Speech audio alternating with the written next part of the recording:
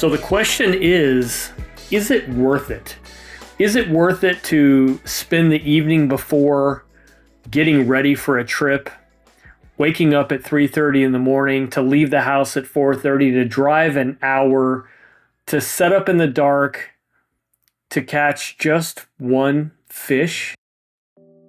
What about no fish? What if I didn't catch any fish? Is it worth it?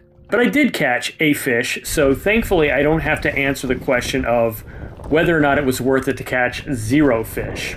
But I will say this was a little bit of a rough day on the water. About 15 to 20 minutes into this, as the sun's coming up, the waves picked up, the wind picked up, the current picked up, and it was just a little bit of a rough morning.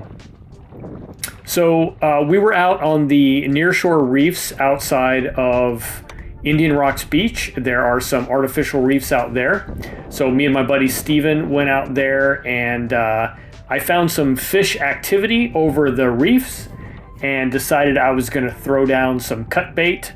I was using some cut mullet, and like I said, I caught one fish. I'll show you that. That's actually a whole nother embarrassing story, but it did turn out to be my personal best and only snook, but it was overslot, so it was a great first fish. I'm very psyched about that.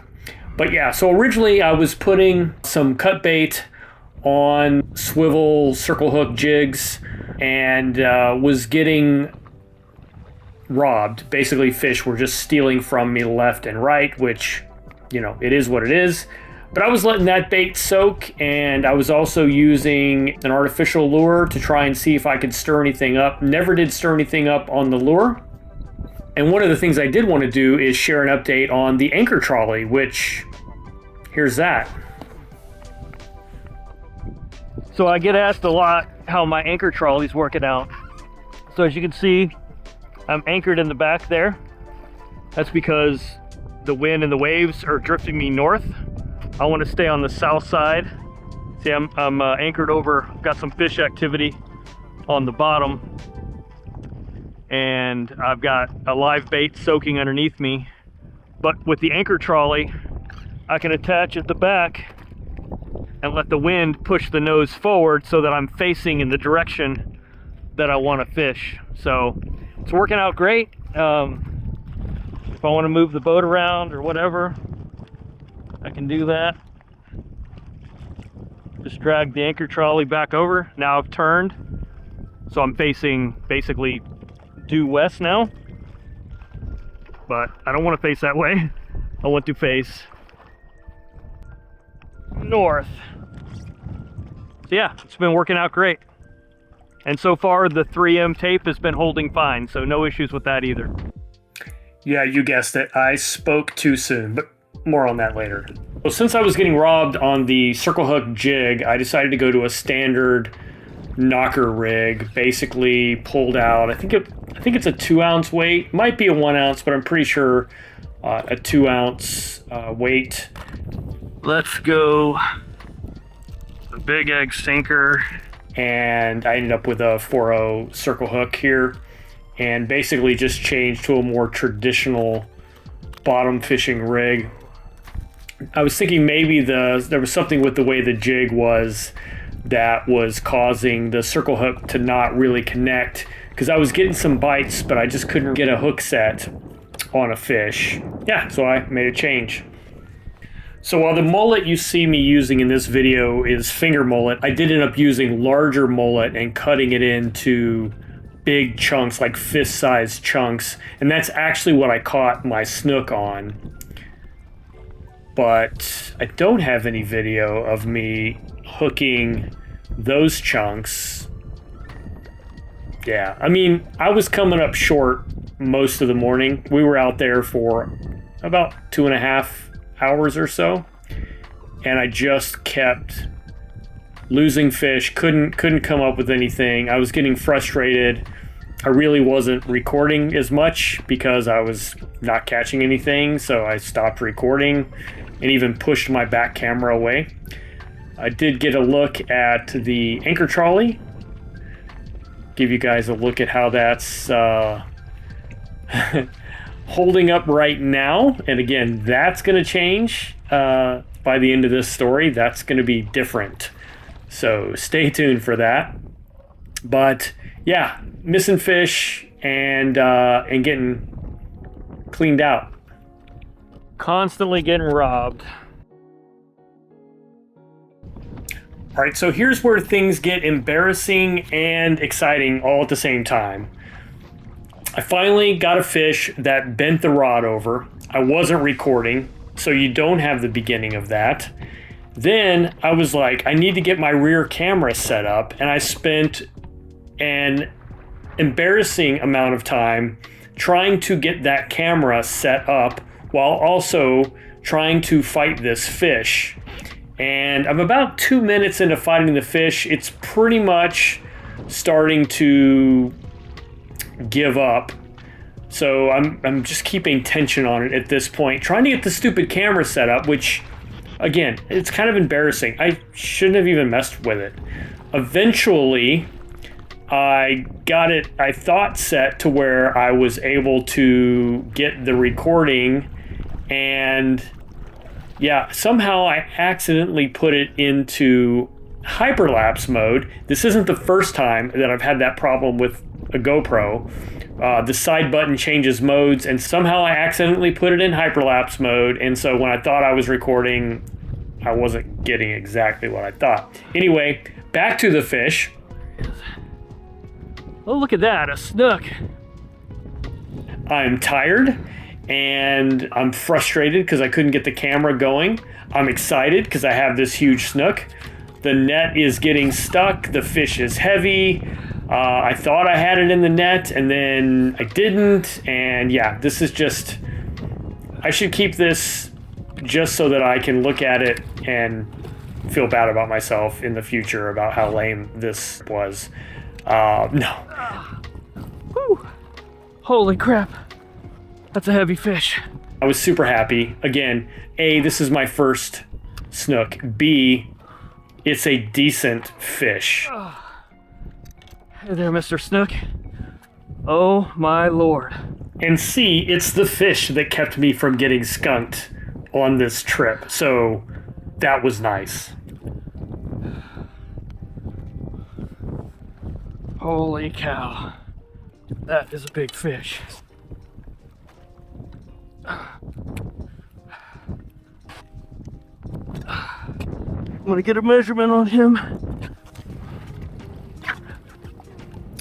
So thankfully I have a measuring stick that I bought for the kayak. I've never actually had an opportunity to use it. I've never had anything that I actually wanted to measure until now. So that was pretty awesome.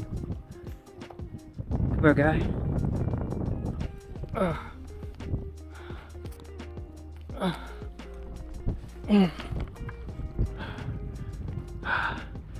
35, 34 and a half to the end of the tail. Oh my lord. What a fish. A monster. Almost 35 inches. I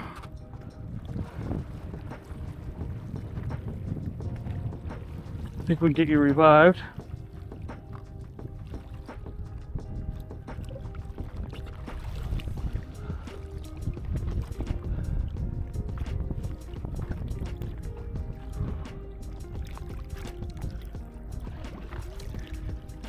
He's stuck in my thumb.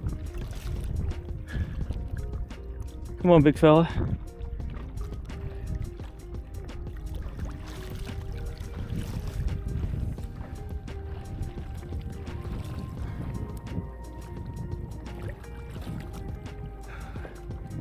You put up a good fight, buddy.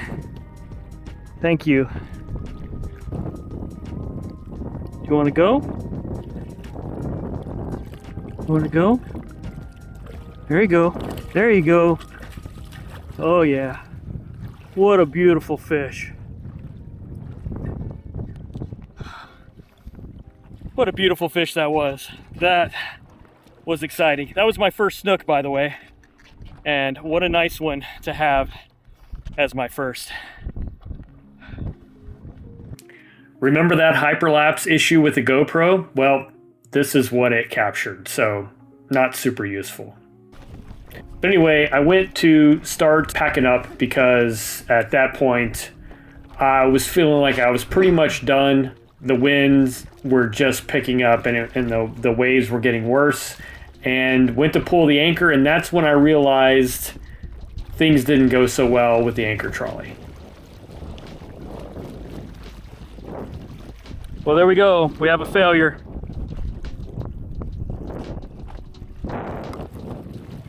Not good enough for these waves, that's for sure.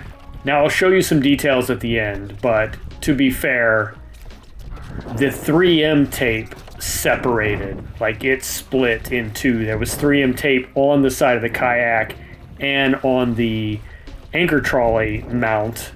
So yeah, it wasn't anything other than the 3M tape separating. Anchor trolley didn't survive.